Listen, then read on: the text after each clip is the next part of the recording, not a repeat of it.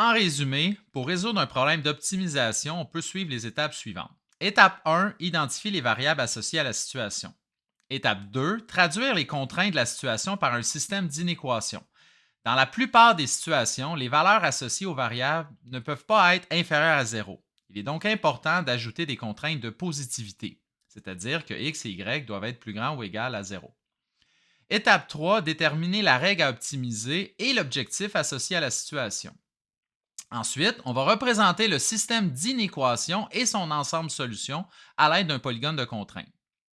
Puis, on va déterminer les coordonnées des sommets du polygone de contrainte et la valeur de la règle à optimiser pour chacun des sommets. À noter qu'à l'étape 5, il est possible que vous deviez résoudre des systèmes d'équations pour déterminer les coordonnées de certains sommets.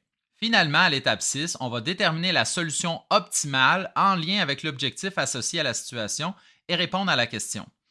Dans cette étape, il est possible que certains sommets du polygone de contrainte ne puissent pas être considérés comme étant des solutions de la situation. Qu'est-ce qui ferait en sorte que ça se produise si on a des sommets qui sont situés sur des traits pointillés ou par exemple si certains sommets sont constitués de coordonnées qui ne sont pas entières et que la situation l'exige. Voilà, merci et bon travail.